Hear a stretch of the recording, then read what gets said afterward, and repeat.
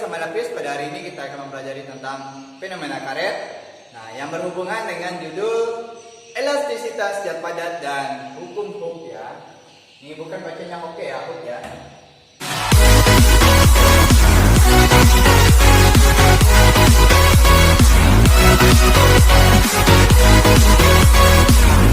Nah, pertama dong ada konsep elastisitas. Nah, pengertiannya apa? Elastisitas adalah kemampuan suatu benda untuk kembali ke bentuk awalnya segera setelah gaya luar yang diberikan pada benda dihilangkan. Nah, maksudnya apa dong? Nih, Bapak kasih contoh ya. Ini karet ya. Jadi saat Bapak tarik, kemudian Bapak hilangkan gayanya, hilangkan. Nah, kembali ke bentuk semula. Itulah kejadian tentang elastisitas ya. Nah dong, dalam kejadian elastisitas ada yang namanya tegangan dong. Jadi Bapak tarik tadi tuh, nih Bapak tarik nih. Nah, karetnya jadi tegang. Nah, gitu ya.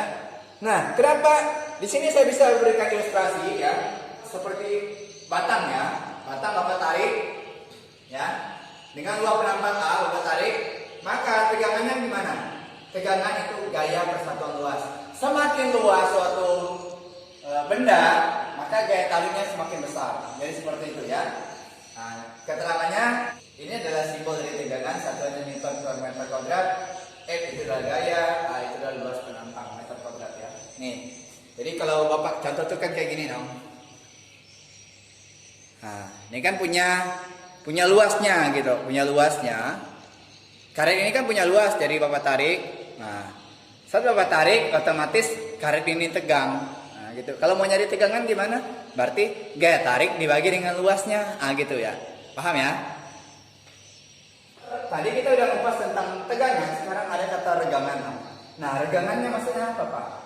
Jadi ilustrasinya ada satu batang, mula-mulanya L0, Bapak tarik dengan gaya giliran kanan, otomatis batang ini akan bertambah panjang gitu.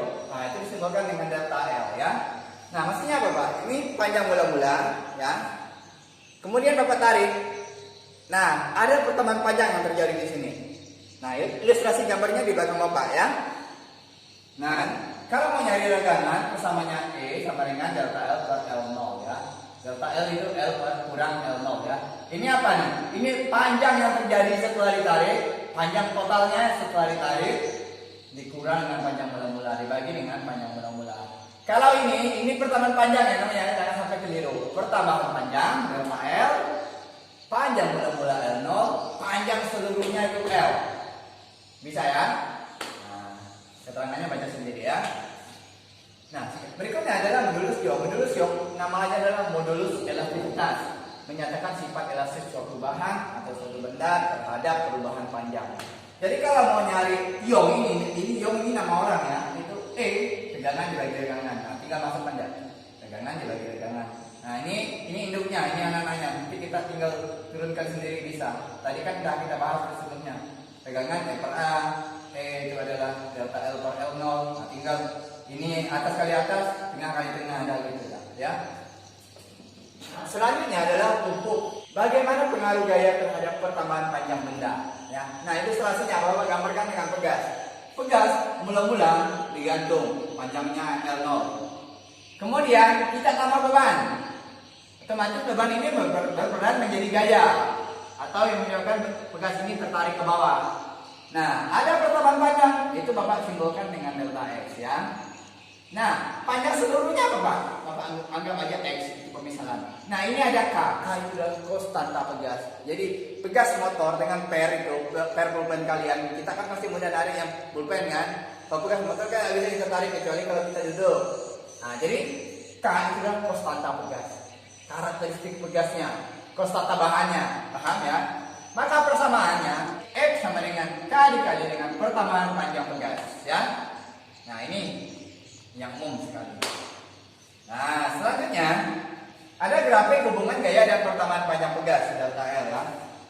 Jadi ada kalanya orang menggunakan delta L, ada kalanya menggunakan delta X. Itu hanya simbol, tapi maknanya sama ya. Ini hanya simbolis saja. Nah, hubungannya gimana? Sebanding, Pak. Artinya apa? Kalau gayanya besar, otomatis pertambahan panjang juga besar. Nah, misalnya gini, kalau Bapak tarik ini, nah, kuat nih, kan makin panjang gitu.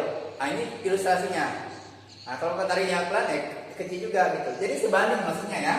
Paham ya? Nah, kemudian ada grafik interval elastisitas suatu benda. Di sini ada grafik tegangan yang vertikal, horizontal itu regangan.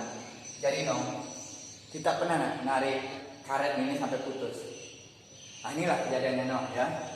Jadi semua benda karet ya, yang elastis ya, itu punya sifat, punya karakteristiknya. Maksudnya apa? Punya daya tahannya. Jadi waktu kita paksa terus tuh rusak dia. Nah, jadi misalnya karet nih, pada titik A dia masih santai ya. Oh, enteng ya. Pada titik B itu batas elastisnya, batas kesabarannya. Jadi kita paksa terus pada titik C itu udah mulai tekuk dah. Pada titik D dia itu batas maksimum. Kalau kita paksa terus itu pada titik E itu patah, jadi putus karetnya. Putus kayak gini ya. Jadi batas elastis itu pada titik B. Jadi semua benda, semua bahan yang bersifat elastis, yang bersifat bisa kembali ke bentuk semula, kalau kita paksa terus dia akan rusak. Ini kalau di atas B dia akan rusak permanen. Artinya tak akan kembali. Kalau waktu kita pegas kita tarik, dia tak akan kembali.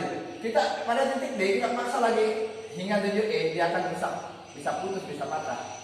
Gitu ya, paham ya?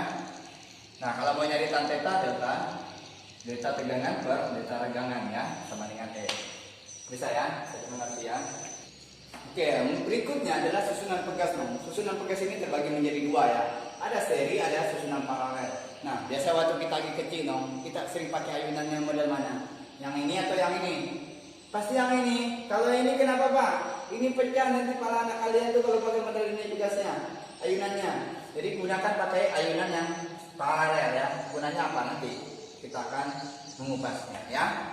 Nah, kalau mau nyari susunan seri, itu 1 per K seri sama dengan 1 per K1 ditambah 1 per K2. Nanti samakan penyebut ya. Nah, kalau susunan paralel tinggal jumlah aja, berarti K1 ditambah K2 udah selesai.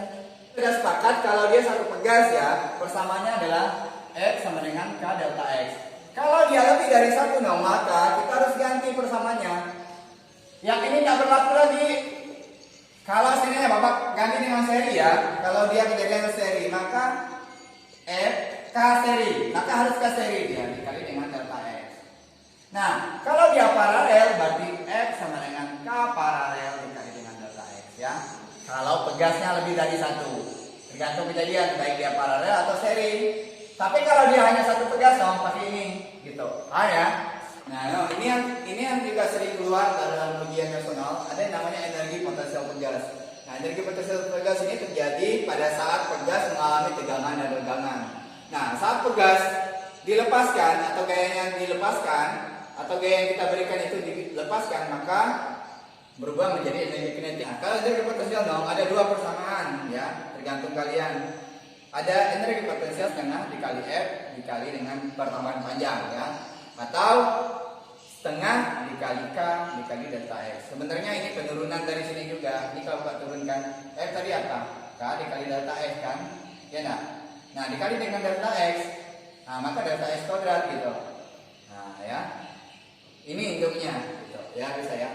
Selanjutnya, ini juga tidak kalah penting, ini sering keluar juga di ujian nasional. Ada yang namanya grafik energi potensial pegas. Ada F, ada delta X, sama dengan grafik pegas tadi tuh.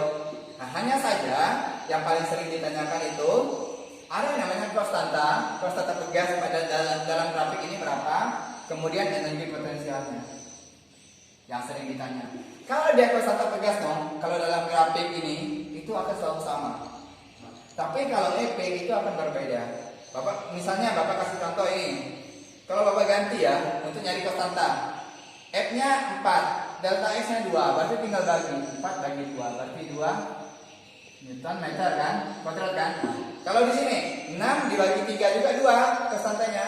Tapi kalau EP beda Nah, gimana cara kita mengujinya? Berarti EP sama dengan setengah F dikali delta X. Nah, coba masukkan 2. Misalnya F-nya berapa? 4. Delta X-nya berapa? 2. Nah, ini coret-coret berarti 4 Joule ya. Nah, kalau Bapak ganti dengan sekarang Bapak uji yang di 6. Berarti EP setengah F delta X kan, berarti setengah 6, delta X nya berapa? 3. ini coret-coret berarti ini 3 berarti 9 joule ya. Nah, jadi beda ya. Tapi kalau konstantannya selalu sama ya. Paham ya? Jadi sekian yang dapat saya sampaikan, mudah-mudahan kalian mengerti. Nanti silakan kalian pelajari lagi contoh soal biar kalian lebih mantap ya. Sekian dan terima kasih.